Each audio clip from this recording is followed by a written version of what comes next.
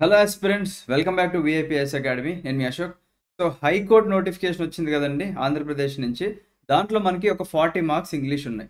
So ఇవాళ మనం ఒక సింపుల్ టాపిక్ డిస్కస్ చేసుకోబోతున్నామండి. ఆ టాపిక్ పేరు వచ్చేసి మనకి ఇంగ్లీష్ క్లాసెస్లో ఇడియమ్స్ అండ్ ఫ్రేజెస్ అన్నమాట. అంటే ఇడియమ్స్ అంటే మనకి తెలుగులో ఏం చెప్పుకుంటామంటే జాతీయాలు లేదా సామెతలు అని చెప్పేసి అనుకుంటాం. ఫర్ ఎగ్జాంపుల్ ఒక 3 సామెతలు ఉన్నాయండి. అంటే మనం డైలీ లైఫ్లో వాడే 3 సామెతలు ఏంటంటే, అరే నీకు అవ్వ కావాలి, బువ్వ కావాలంటే కుదరదు. ఏదో ఒకటే సెలెక్ట్ చేసుకో అంటారు. అంటే ఇప్పుడు ఫర్ ఎగ్జాంపుల్ ఒక ఒక స్టూడెంట్ ఏపీ హైకోర్ట్‌కి రాస్తున్నాడు. ఇంకోటి సీజీఎల్ నోటిఫికేషన్ కూడా ప్రిపేర్ అవుతున్నాడు అనుకోండి. అంటే 2 పడవల మీద కాలు పెట్టండి. నువ్వు 2 పడవల మీద కాలు పెట్టకు అని చెప్పేసి ఇంకో సామెత అంటారు. సో అలా మనం తెలుగులో మాట్లాడే సామెతల్నే ఇక్కడ ఇంగ్లీష్‌లో మనం వాడుకుంటూ ఉంటాం అన్నమాట. డే టు డే లైఫ్‌లో ఇప్పుడు మన మన కంట్రీలో గాని లేకపోతే మన ఎంటైర్ ఎర్త్‌లో మనమే లేము గదండీ! ఇంగ్లీష్ వాళ్ళు గూడా ఉన్నారు. సో, వాళ్ళు గూడా వాడుతూ ఉంటారు డైలీ లైఫ్‌లో. ఇట్లాంటి మనలాంటి జాతీయాలు లేదా పదబంధాలు ఇవన్నీ వాడుతూ ఉంటారనమాట. ఓకేనా? సో, వాళ్ళవి మనం నేర్చుకుంటున్నాం. ఎందుకంటే మనకి ఎగ్జామ్‌కి హెల్ప్ అవుతుంది గాబట్టి. ఎందుకంటే సిలబస్‌లో మనకి ఇచ్చారు గాబట్టి. ఓకేనా? అది గాకుండా అరే! మెరిచేదంతా బంగారం గాదురా అంటారు. అండ్ ఇంకో సామెత గూడా ఉంది. అరే! పుండు మీద కారం జల్లినట్టు అంటే ఆల్రెడీ ఒక దెబ్బ తగులుతది. మళ్ళీ ఇప్పుడు కొన్ని ఫన్నీ ఇన్సిడెంట్స్ ఉంటాయండి. మనకెప్పుడన్నా ఒక దెబ్బ తగిలితే, మనం బయటికెళ్ళి నడుస్తూ ఉంటే మళ్ళీ అదే దెబ్బ మీద దెబ్బ తగులుతది. అప్పుడు మనం ఏమంటాం, అరే! పుండు మీద కారం జల్లినట్టు మళ్ళీ దెబ్బ మీద దెబ్బ తగిలిందిరా అని చెప్పేసి అంటాం గదా! సో, ఇవన్నీ మన డే టు డే లైఫ్‌లో యూజ్ చేసేవే ఇడియమ్స్ అండ్ ఫ్రేజెస్ అన్నమాట. ఓకేనా? లేదా సామెతలు లేదా జాతీయాలు అని చెప్పేసి మనం తెలుగులో పిలుచుకుంటాం. రైట్? సో, ఇప్పుడు మీకు ఒక బేసిక్ ఐడియా వచ్చిందనుకుంటున్నాను. ఇవి ఇంగ్లీష్‌లో ఎలా ఉంటాయనేది మనం చూసుకోవాలన్నమాట. ఓకేనా?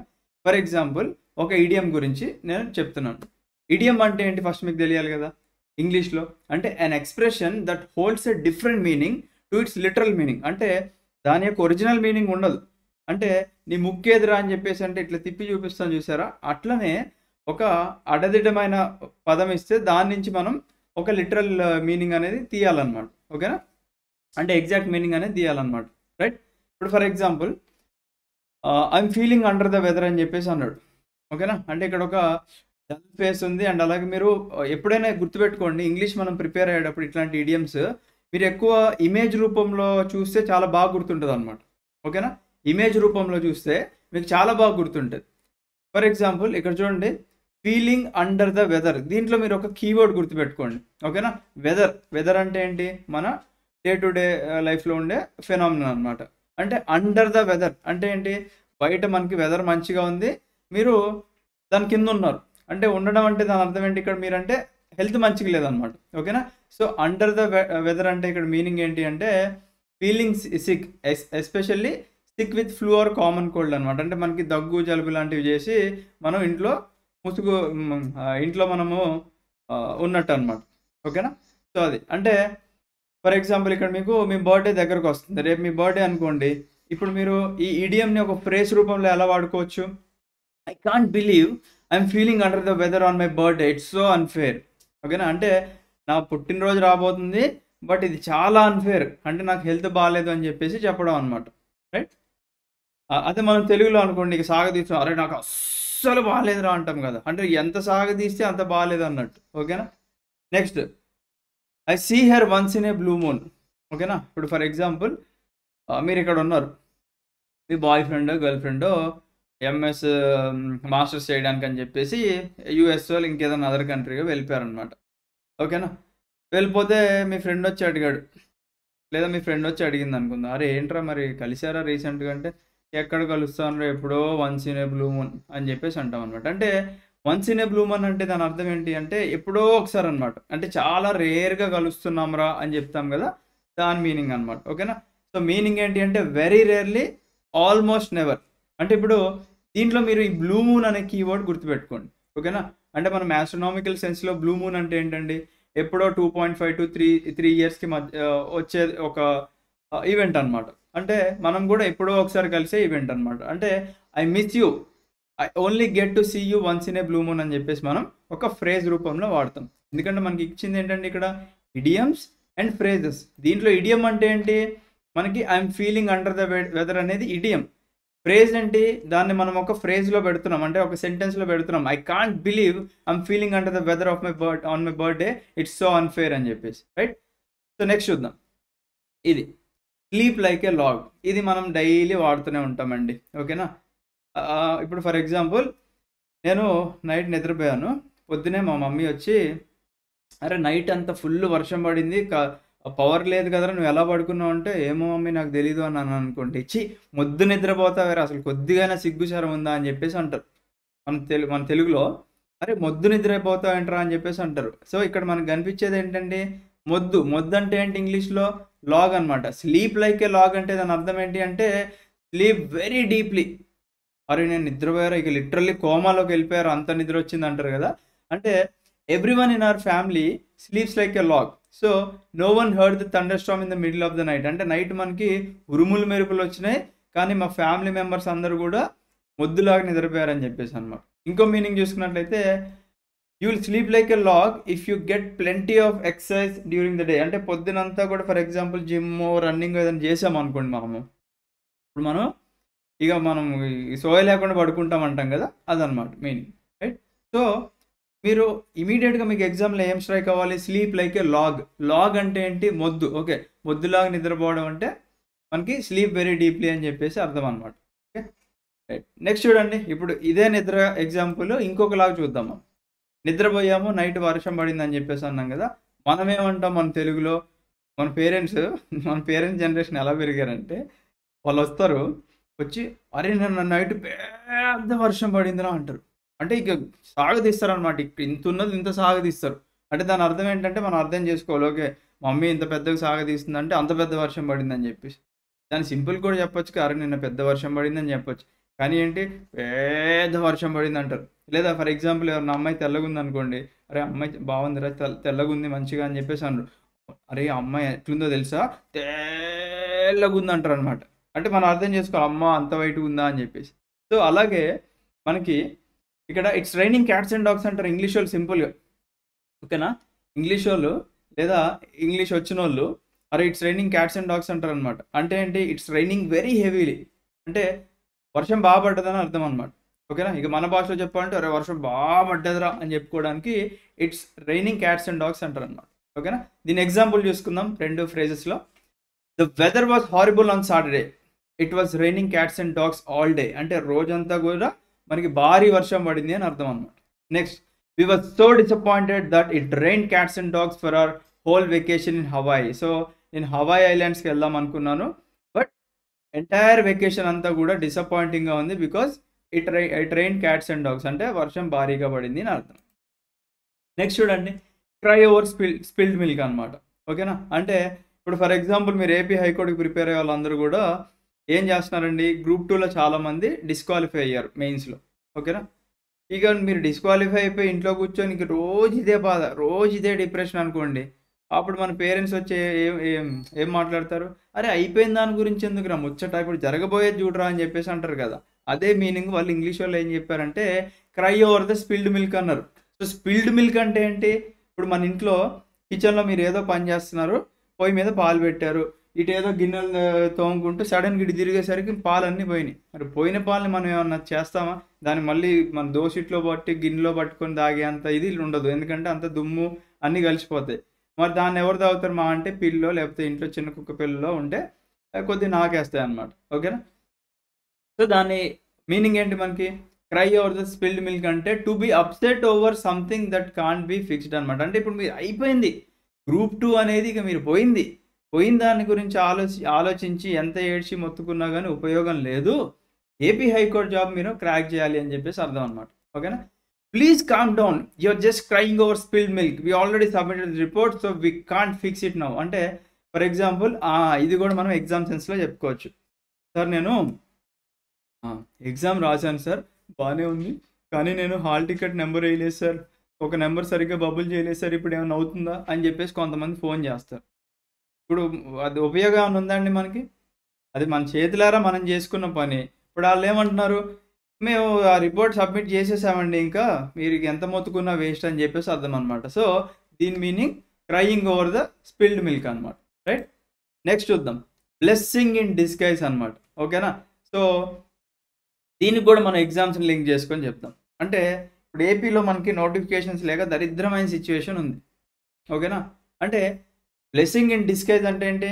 మన దరిద్రమైన సిచ్యువేషన్లో కూడా ఒక బ్లెస్సింగ్ లాగా. అంటే ఎటువంటి నోటిఫికేషన్స్ లేనప్పుడు కూడా ఏపీ హైకోర్టు నోటిఫికేషన్ అనేది వచ్చిందనమాట. అంటే ఒక చిన్న మొక్క వస్తుంది చూడండి, ఇక్కడ ఒక క్రాక్డ్ ల్యాండ్లో నుంచి ఒక చిన్న మొక్క వస్తుంది అంటే ఏంటి, చిన్న రే ఆఫ్ హోప్ అనమాట. అమ్మ ఒక నోటిఫికేషన్ వచ్చిందిరా అని చెప్పేసి. So something that seems bad or unlucky at first but turns out to be good అనమాట. అంటే దీని యాక్చువల్ మీనింగ్ ఏంటి అంటే something that seems bad or unlucky at first but turns out to be good అనమాట. అంటే దీన్ని ఎగ్జాక్ట్గా మనం మళ్ళీ కాంపిటేటివ్ ఎగ్జామ్స్కి మనం లింక్ చేసుకోవాలి అంటే ఒక ఎగ్జాంపుల్ చెప్తా. ఫస్ట్ మీరు నెగిటివ్ ఎగ్జామ్ ఉన్న ఎగ్జామినేషన్ ఏపీ గ్రూప్ 2, ఒక ఇద్దరు ఫ్రెండ్స్ని ఎగ్జాంపుల్ తీసుకుందాం. ఒక ఫ్రెండ్ మనకి ఫర్ ఎగ్జాంపుల్ చెప్తున్నాను, ఒక 100 క్వశ్చన్స్ ఉన్నాయి, ఇద్దరు 100 మార్క్స్కి ఎగ్జామ్ రాశారు, నెగిటివ్ మార్కింగ్ ఉందని చెప్పనుకో. దాంట్లో ఒక స్టూడెంట్ 70 అటెంప్ట్ చేశాడు, ఇంకో స్టూడెంట్ కూడా 70 అటెంప్ట్ చేశాడు. దాంట్లో 50 వీళ్ళకి తెలిసినాయి, వీళ్ళిద్దరికి కూడా 50 ప్రాపర్గా తెలుసు, ఒక 20 తెలియదు. ఓకేనా, ఒక 20 తెలియకపోతే ఇద్దరు 20 ఫ్లూకులు పెట్టారు. ఓకేనా, ఇద్దరు ఆ 20 క్వశ్చన్స్ ఫ్లూకులు పెట్టారు. అయితే ఒకడికి మాత్రం ఆ 20 క్వశ్చన్లో 19 రాంగ్ అయినాయి. అంటే ఇక వాడు దరిద్రుడు అని అర్థం.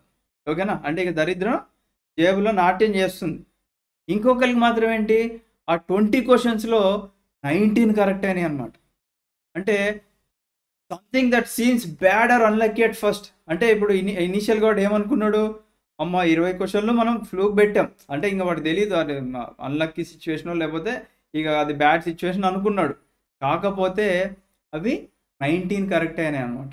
ఓకేనా, నెక్స్ట్ దీనికి ఇంకొక example, losing that job was a blessing in disguise because it push me to start my own business అనమాట. అంటే కొంతమందికి ఇప్పుడు ఫర్ ఎగ్జాంపుల్ మా ఫ్రెండ్ మురళీ సార్ని తీసుకుందాం, ఎస్ఐ అవుదాం అనుకున్నారు.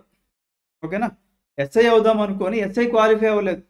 కాకపోతే మనం అనుకుంటాం కదా, అరే ఏదైనా మన మంచికేరా, నీకేదో మంచి జాబ్ రాసి పెట్టిందేమో అని అనుకుంటాం కదా. అట్లనే ఎస్ఐ పోయింది, డెప్యూటీ కలెక్టర్ వచ్చింది. అంటే it's a blessing in disguise. ఓకేనా, ఇలా నెక్స్ట్ చూడండి, let the cat out of the bag. అంటే ఏంటి, మనం ఏదన్నా మనం నిజంగానే పిల్లి తీసుకెళ్తున్నాం ఏమైనా బ్యాగ్లో అంటే కాదు. ఓకేనా, let the cat out of the bag అంటే రివీల్ ఏ సీక్రెట్. ఇప్పుడు మనం ఫ్రెండ్స్ మాట్లాడుకుంటూ ఉన్నాం అనుకో, ఇప్పుడు ఒక ఫ్రెండ్ సీక్రెట్ చెప్పట్లేదు అనుకోండి, ఇంగ్లీష్ వాళ్ళు ఏమంటారు, please let the cat out of the bag అని చెప్పేసి అంటారు. మనం అరే చెప్పురా, నేను ఎవ్వరికి చెప్పనురా అని చెప్పేసి అంటాం కదా. సో అదనమాట, అంటే it's a secret, try not to let the cat out of the bag అని చెప్పేసి అంటారు. అంటే మనం అంటాం కదా, అని నేను ఒక సీక్రెట్ చెప్తాను కానీ నువ్వు ఎవ్వరికి చెప్పక అనగానే నెక్స్ట్ రోజు ఇక్కడ అప్పు తీసుకొని టక అందరికి అది అట్లా స్ప్రెడ్ అయిపోద్ది అనమాట. రైట్, అలాగే next, how did mom find out we were planning a surprise party for her, who let the cat out of the bag. అంటే ఫర్ ఎగ్జాంపుల్ మీకు కొంతమంది ఉంటారు నాలాంటి వాళ్ళే, నేను పెద్దగా సర్ప్రైజ్లు ఇవన్నీ కూడా అంత ఎగ్జైట్ అవును అనమాట. Because we already knew. ఏదన్నా సింపుల్గా మన ఇంట్లో ఉంటాం, బర్త్డే ఉందనుకోండి, బర్త్డే ఉంటే ఇంట్లో ఒక ఇద్దరు ప్లాన్ చేస్తూ ఉంటారు లేదా మాట్లాడుకుంటూ ఉంటే సీక్రెట్గా మనకి ఏమర్థమైంది, ఏదో ప్లాన్ చేస్తున్నారు నా బర్త్డే కానీ అర్థమైంది. కానీ మనం ఏంటి తెలియనట్టు యాక్ట్ చేస్తాం అనమాట. ఇక్కడ వాళ్ళు అటు మాట్లాడుకున్నా కానీ మనం అటు చూడం, ఇటు ఏదో ఫోన్ తీసుకుని అటు చూస్తూ ఉంటాం అనమాట. ఓకేనా, ఇక వాళ్ళు బయటకు వెళ్ళారు అనుకోండి, ఇక ఫిక్స్ అయిపోతాం, ఓకే ఏదో కేక్ తేయడానికి వెళ్ళారో ఇంకా దేనికో వెళ్ళారని చెప్పి మనం ఫిక్స్ అవుతాం, కానీ నటిస్తాం అనమాట. కేక్ వచ్చిన తర్వాత ఏంటి, ఏంటిది అని సర్ప్రైజ్ అనుకుంటాం కదా. అలానే మనకి ఇప్పుడు ఫర్ ఎగ్జాంపుల్ ఒక ఇంట్లో ఒక మాము ఇద్దరు డాటర్స్ ఉన్నారు అనుకుందాం. ఇద్దరు డాటర్స్ ప్లాన్ చేశారు, ఒక సర్ప్రైజ్ ఇద్దామని ప్లాన్ చేశారు. అయితే ఒక డాటర్ బయటికి వెళ్ళింది కేక్ తేయడానికి, ఇంకొక డాటర్ ఏం చేసింది, ఆత్రం అక్క మమ్మీకి చెప్పేసింది అనమాట, మమ్మీ అక్క నీకు కేక్ తేయడానికి వెళ్ళింది అని చెప్పేసి. అంటే ఇక ఏముంది, ఎగ్జైట్మెంట్ మొత్తం పోయింది. అందుకే ఇక్కడ అడుగుతుంది అనమాట question, how did mom find out we were planning a surprise party for her, who let the cat out of the bag అంటే ఎవరు రివీల్ చేశారు సీక్రెట్ అని చెప్పేసి ఇలా అనమాట, ఇలా చెప్పుకోవచ్చు మనం. Next, drop like a hot potato. ఓకేనా, ఇప్పుడు ఫర్ ఎగ్జాంపుల్ మనం ఒక పొటాటో ఉడకబెట్టాం అనుకోండి, ఉడకబెట్టి పొట్టు తీయండి అని చెప్పేసి ఇట్లా క్యాచ్ చేస్తే అని చెప్పి పడేస్తాం కదా వేడిగా ఉందని చెప్పేసి. అలాగే for example when Debbie discovered that her boyfriend was married, she dropped him like a hot potato. అంటే ఏంటి దాని అర్థం, డెబీ అనే ఒక పర్సన్ షీ డిస్కవర్డ్, ఏం డిస్కవర్ చేసింది, her boy friend was married. అంటే డెబీకి ఒక బాయ్ ఫ్రెండ్ ఉన్నాడు, ఆ బాయ్ ఫ్రెండ్ ఏం చేశాడంటే పెళ్లి చేసుకున్నాడు చెప్పకుండా. అప్పుడేంటి, she dropped him like a hot potato అనమాట. అంటే షీ అబాండన్ సడన్లీ అండ్ కంప్లీట్గా అవన్నీ దూరం పెట్టేసింది అని చెప్పి అర్థం అనమాట. నెక్స్ట్ చూడండి, యాజ్ కోల్డ్ యాజ్ ఎ క్యూక్యుంబర్ అంటే ఏంటి, మనకి ఇక్కడ కీర. అది మన ఒంటి చలవ కోసం తింటూ ఉంటాం, ఎక్కువ సమ్మర్ టైంలో తింటూ ఉంటాం కదా. So as cool as cucumber అంటే దాని అర్థం ఏంటి అంటే వెరీ కామ్ అండ్ కాన్ఫిడెంట్ అనమాట. For example Mahendra Singh Dhoni. So మంచి ప్రెషర్ ఉన్న సిచ్యువేషన్స్లో కూడా క్రికెట్ ఆడేటప్పుడు చాలా కూల్గా ఉంటారు అనమాట.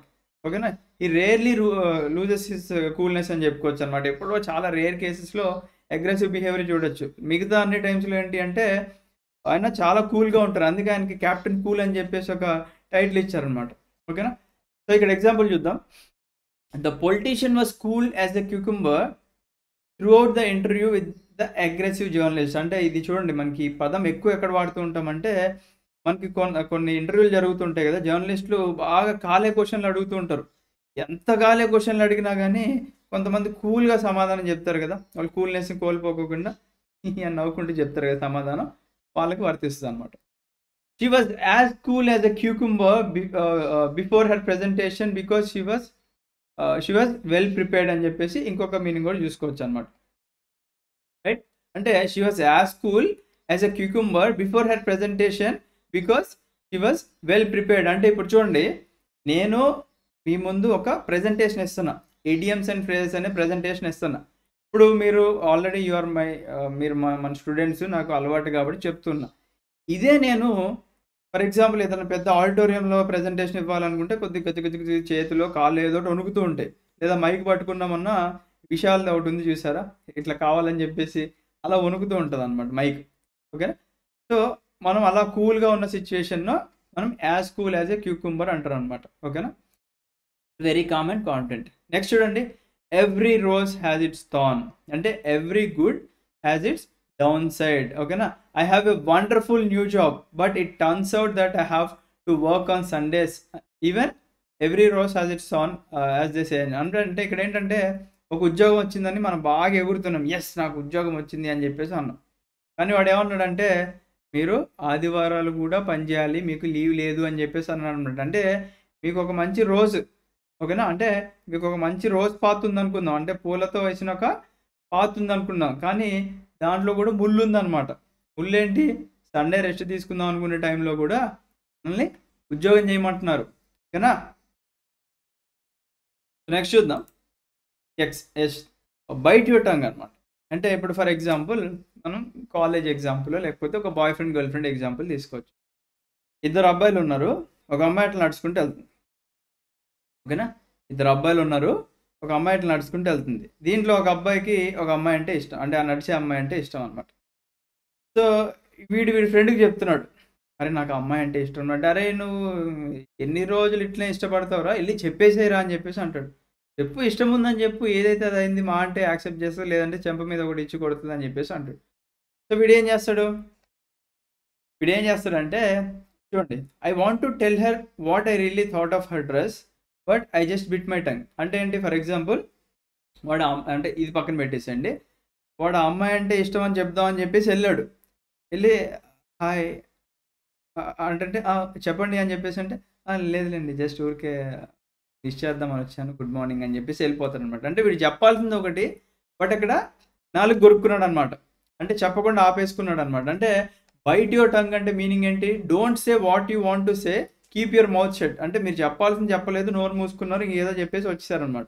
అంటే I wanted to tell her what I really thought of her dress. For example ఒక అమ్మాయి బర్త్డేకి మంచి డ్రెస్ వేసుకొని వెళ్తుంది అనుకోండి, నేను తన డ్రెస్ బాగుంది అని చెప్దాం అనుకున్నా, కానీ but I just bit my tongue అనమాట. ఓకేనా, అంటే నేను నా నోరు మూసేసుకున్నా చెప్పకుండా అని నవ్వాను అంతే. Right, next hard nut to crack అనమాట. అంటే ఇక్కడ నట్టు ఉంది, వీడి దగ్గర సుత్తు ఉంది, వాడు కొడుతున్నాడు బట్ అది పగలట్లేదు అనమాట. హార్డ్ నట్ టు క్రాక్ అంటే ఏంటి, problem that is hard to solve or person who is difficult to understand. ఇప్పుడు మనం ఈ క్యాండిడేట్ ఏంటో నాకు అర్థమే కాదు అని అనుకుంటాం కదా, అలాంటి పర్సన్. లేకపోతే ఒక problem that is hard to solve అనమాట. ఒక ప్రాబ్లము అది చాలా hard to solve. Example, you want me to find more money in the budget, it's a hard nut to crack అని చెప్పేసి అన్నాను. అంటే ఏంటి, you want me to find more money in the budget, అంటే బడ్జెట్లో ఇంకా ఎక్కువ మనీ ఫైండ్ అవుట్ చేయాలనుకుంటున్నాను అంటే it is a hard nut to crack. ఇది మనకి తెలంగాణ ఎగ్జాంపుల్ తీసుకోవచ్చు. రేవంత్ రెడ్డి గారు ఏం చెప్పారు, మీరు నా దగ్గర ఇంకా ఎక్కువ డబ్బులు ఎక్స్పెక్ట్ చేస్తున్నారేమో, మన రాష్ట్రం అంతా అప్పుల పాలయ్యి ఉంది, మీరు నేను చెప్పారు కదా ఒక స్టేట్మెంట్, నన్ను కోసినా కానీ డబ్బులు రావు, ఉద్యోగ సంఘాలారా మీకే చెప్తున్నానని చెప్పేసి అన్నారు కదా. అంతే, అంటే మీరు నా నుంచి ఎక్కువ డబ్బులు ఎక్స్పెక్ట్ చేస్తున్నారా ఏంటి, అవన్నీ కష్టం అని చెప్పేసి అంటున్నాను అనమాట. I been dating Jenny for over a year and I still think she's a hard nut to crack అనమాట. అంటే నేను జెన్నీ అనే పర్సన్తో డేటింగ్లో ఉన్నాను, కానీ ఈ క్యాండిడేట్ ఏంటో నాకు ఇప్పటికి కూడా అర్థం కావట్లేదు అని చెప్పేసి చెప్తున్నాను అనమాట. Right, okay. సో నిన్న వీడియో చేసాం మనము, చాలా అంటే చాలా పాజిటివ్ కమెంట్స్ వచ్చినాయి, సార్ కోర్స్ స్టార్ట్ చేయండి అని చెప్పేసి. సో ఇప్పుడు మనం చెప్పుకున్నాం కదండి, ఎప్పుడైనా గుర్తుపెట్టుకోండి, ఇంగ్లీష్ అనేది మనము ఒక పిక్చర్ రూపంలో, అంటే ఇక్కడ కూడా చూడండి, ఏ పిక్చర్ ఈస్ వర్త్ 1000 words. అంటే నేను ఒక 1000 పదాలు చెప్పే బదులు నేను మీకు ఒక పిక్చర్ చూపిస్తే అది మీకు ఎప్పటికీ మైండ్లో గుర్తుండిపోద్ది అనమాట. అలాగా ఇంగ్లీష్ మనకి ఇట్లాంటి ఇడియమ్స్ కానీ లేకపోతే వేరెవర్ నీడెడ్ మనం పిక్టోరియల్ రిప్రజెంటేషన్లో చూసుకుంటే మనకి బాగా గుర్తుండిపోద్ది అనమాట. ఇప్పుడు చూడండి, దాదాపుగా ఒక 12 idioms చూశారు. ఇది మీకు ఎగ్జామ్లో దీంట్లో నుంచి 1-2 వచ్చినాయి అనుకోండి, మీరు ఎంత హ్యాపీ ఫీల్ అవుతారు. అంటే మీకు ఆ విజువల్ అనేది మైండ్లో గుర్తుండిపోద్ది ఎప్పటికీ కూడా. రైట్, సో స్టూడెంట్స్ రిక్వెస్ట్ చేశారు కాబట్టి మేము విఐపి లెర్నింగ్ యాప్లో ఏపీ హైకోర్ట్ మన నోటిఫికేషన్ సంబంధించి ఇంగ్లీష్ డీల్ చేస్తున్నామండి. నేను అండ్ అలాగే వెంకటేష్ సార్ అనమాట. ఓకేనా, వెంకటేష్ సార్ మనకు తెలుసు, he's a group 1 ranker and UPSC ఇంటర్వ్యూకి కూడా వెళ్ళారు. నేను అండ్ వెంకటేష్ సార్తో పాటుగా నేను, you already know me, maximum చాలా క్లాసెస్లో చూసుంటారు. సో మేమిద్దరం కలిపి ఈ 40 marks వెయిటేజ్ చూడండి, ఒక 40 marksకి దాదాపుగా ఒక 10 సబ్జెక్టులు చదవాలి మీరు పేపర్ 1లో జనరల్ స్టడీస్లో. ఇంకొక 40 marksకి ఇంగ్లీష్ ఈజీగా మీరు సంపాదించుకోవచ్చు అనమాట. ఈజీ అంటే మళ్ళీ చెప్తున్నాను, అంత ఈజీ కాదండి. కాకపోతే మీరు చిన్న చిన్న కీవర్డ్స్ మీరు పట్టుకుంటే వాటిని ఆప్షన్స్ ఎలిమినేట్ చేయొచ్చు అనమాట. ఇంగ్లీష్లో ఉన్న గుడ్ థింగ్ ఏంటి అంటే, మనకి 4 ఆప్షన్స్ ఇస్తే ఒక 2 ఆప్షన్లు సిల్లీగా ఉంటాయి. For example, it's raining cats and dogs అన్నారు, కింద ఆప్షన్లో ఏమేస్తాడు, cats and dogs are falling from the roof అనే ఒక ఆప్షన్ ఇస్తాడు, లేదా cats and dogs are barking అని చెప్పేసి ఇస్తాడు. అట్లా సిల్లీ ఆప్షన్స్ మనం ఎలిమినేట్ చేసుకోవచ్చు అనమాట. ఓకేనా, సో అవన్నీ కూడా మనం క్లాసెస్లో డిస్కస్ చేద్దాము. స్టూడెంట్స్ రిక్వెస్ట్ చేశారు కాబట్టి మనం జస్ట్ 999 రూపీస్కి నేను వెంకటేష్ సార్ కలిపి క్లాసెస్ లాంచ్ చేయబోతున్నామండి. మన యాప్లో కూడా ఇప్పుడే నేను మీ ముందే ఈ యొక్క కోర్స్ కూడా లైవ్ పబ్లిష్ చేస్తాను. సో చూడండి, ఈ 999 అనేది ఫస్ట్ 100 స్టూడెంట్స్కి మాత్రమే. తర్వాత డెఫినెట్గా మేము దీని వెనకాల చాలా ఎఫర్ట్స్ పెట్టాలి కాబట్టి ప్రైస్ అనేది 1499 1999 చేస్తాం ఖచ్చితంగా. మీరే చూడండి, 100 అడ్మిషన్స్ అయిన తర్వాత ప్రైస్ అనేది మన యాప్లో చేంజ్ అవుతుంది. అండ్ నోట్, ఇక్కడ మీరు గుర్తుపెట్టుకోవాల్సిన థింగ్ ఏంటి అంటే, మనము క్లాసెస్ రికార్డింగ్ అనేది ఇవాళ నుంచి స్టార్ట్ చేసాం, అంటే 7th May నుంచి మనం స్టార్ట్ చేస్తున్నాము. డైలీ మీరు కూడా టార్గెట్స్ పెట్టుకొని వీడియోస్ చూసి మీరు మాతో పాటుగా కంప్లీట్ చేసుకుంటే మీకు ఈజీగా ఉంటుంది.